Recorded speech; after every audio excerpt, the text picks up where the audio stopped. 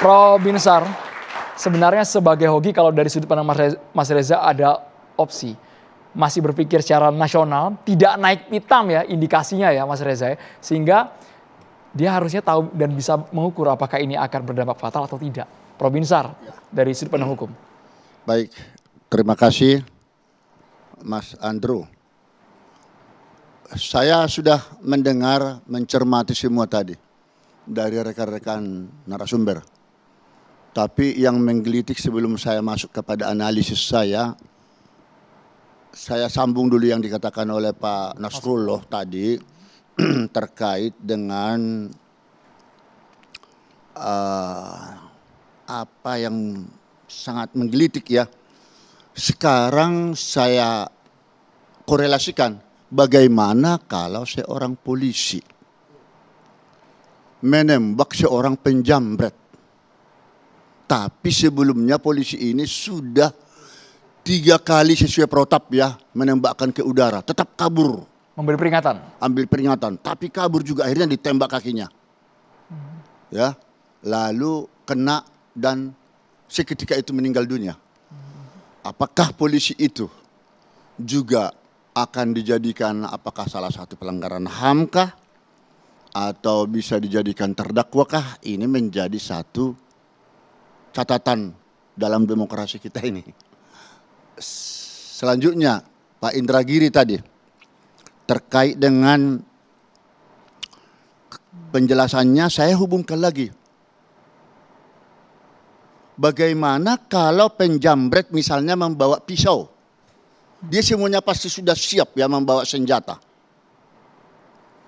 Lalu si yang korban yang mau dijamret itu berhasil mengambil pisau dari si penjamret yang sebelumnya dia sudah pingin mau membunuh si penjamret ini karena melawan terus. Sudah pas mau masuk ke buah dada Dia rebut. atau kepala direbut dapat. Lalu akhirnya dia balik mau membunuh Jambret. si penjamret ini. Minta maaf. Ampun, jangan. Dia bilang, ini kan otak masih panas nih. Karena dia sudah mau kena kan tadi. Oh daripada gue dibunuh, lebih bagus aku membunuh. Akhirnya dia menusukkan pisau dia itu kepada dia. Apakah dia bisa dipidana? Nah jadi ahli pidana tadi Pak Nasrullah banyak memberikan penjelasan di bidang ada unsur pemaaf dan pembenar. Saya sebelumnya akan menyampaikan dulu ya. Pertama mengenai tempus locus dan tempus delicti. Peristiwa ini kan 25 April 2025. Berarti ini masih menggunakan KUHP lama. Ya. Jadi itu di sini harus hati-hati jaksa nanti apabila ini sampai ke proses persidangan membuat surat dakwaannya. Dan itu harus disusun secara cermat jelas peranan si terdakwa kalau dijadikan siapa itu? Hogi. Yang hogi itu Hogi jadi ya? terdakwa. Terdakwa. Ya, peranannya apa? Ada enggak saksi yang melihat? Kalaupun ada CCTV, ingat ya, unus testis nullus testis. Satu saksi bukan saksi. Minimal harus 2 alat bukti. Kekhawatiran nanti akan dieksepsi oleh penasihat hukum di 156. Dan itu akhirnya diterima eksepsi itu oleh hakim. Seingat kami penjelasan polisi ada CCTV dan sejumlah saksi. Iya. Jadi kalau itu nanti tidak jelas, ini hati-hati kalau sudah sampai dikirimkan ke pengadilan. Ya. Kalau itu sampai tidak jelas nanti itu mengakibatkan batal demi hukum surat dakwaan. Percuma juga. Ini tadi komentar daripada abang tadi. Mas Bahar. Ya dari 25 April baru diproses Januari. Pelimpahannya. Boleh Ya apa pekerjaannya? Ini sudah nggak jelas. Kasusnya itu kan 26 April 2025. Iya. Nah sepanjang perjalanannya 2 sampai 3 bulan dari April itu Pak Prof, itu si Hogi ditetapkan sebagai tersangka. Taruhlah Mas Hogi itu ditetapkan sebagai Iya, terlalu tersangka lama. Juli. Betul. Terlalu lama toh Pak? Terlalu lama. Nah, makanya dalam waktu taruhlah dia tersangka Juli, kenapa pelimpahan tahap 2 itu baru Januari, 21 Ya. Januari 2026 kemarin Prof. Gitu, Siap. gitu. Itulah saya katakan ini terlalu lama. Lalu akhirnya saya merujuk kepada, karena ini masih ketentuan lama, KUHP lama. Akhirnya kita melihat di sini pasal 49 ayat 1 KUHP lama. Ini harus dijadikan surat dakwaan ini. Ya, 49 ayat 1. Ini notwear, membela paksa. Seseorang tidak dapat dipidana jika melakukan perbuatan yang terpaksa dilakukan untuk pembelaan diri sendiri maupun orang lain, termasuk istri. Ini istri yang dibela di sini. Ya. Apalagi tas tadi ini tidak dikembalikan kan? Oke. Nah, kehormatan, kesusilaan dan seterusnya, dan termasuk benda maupun orang lain. Karena ada serangan atau ancaman serangan yang sangat dekat dan melawan hukum. Nah, jadi di sini ada syarat-syarat notwear pembelaan paksa ini. Ini yang harus saya sampaikan dulu. Ini fakta-fakta yang harus diungkap nanti di pengadilan. Karena hakim tidak akan mau memutus perkara tanpa jelas faktanya. Ya, dan itu yang membuktikan itu tentu jaksa jadinya berdasarkan hasil BAP daripada pihak kepolisian ya. Syaratnya Prof. Syaratnya satu, adanya serangan yang melawan hukum. Ya, wederrechtlich. Serangan itu harus bersifat melawan orang lain, hak orang lain. Kemudian, serangan ditujukan pada tubuh, kehormatan, kesusilaan atau harta benda. Ini harta benda ini. Tasnya. Kemudian serangan tidak harus terjadi pada diri sendiri, tapi bisa juga membela orang lain. Ya, itu satu. Kedua, serangan bersifat langsung, seketika. Onmiddellijk.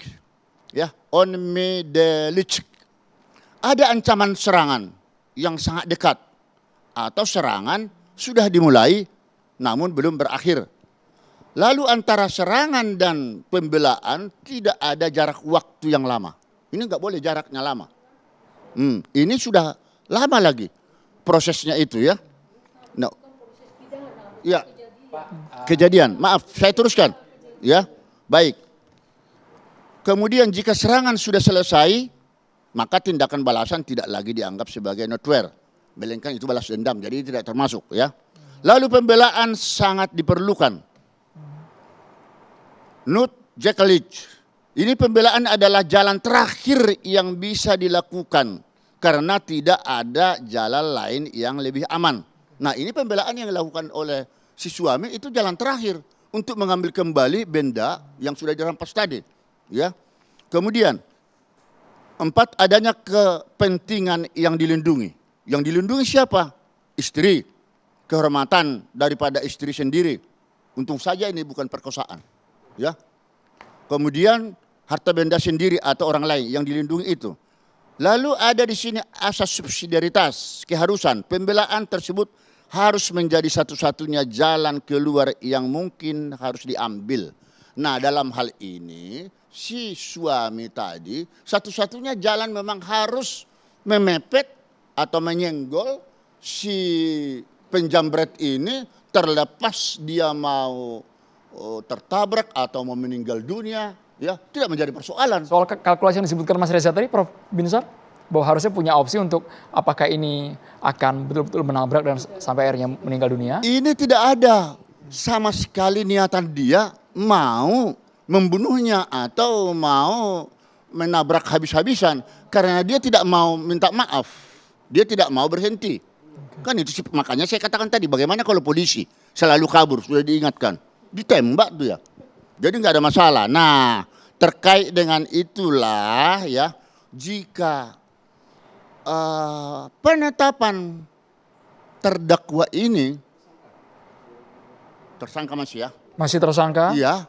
Jika penetapan tersangka ini dilakukan oleh polisi, kekhawatiran saya, ini kekhawatiran ini mudah-mudahan tidak terjadi ya. Itu kan minimal 2 alat bukti.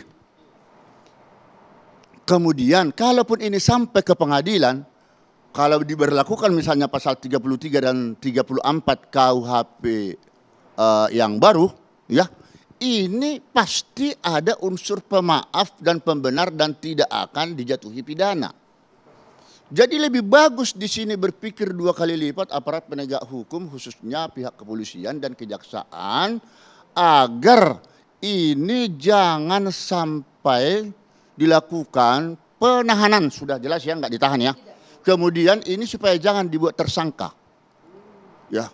Kalau Sudah dikatakan tersangka tapi jadi tahanan kota saja Prof ya. iya, karena begini. Ini penetapan tersangka kan bisa diperapitkan, pra peradilan.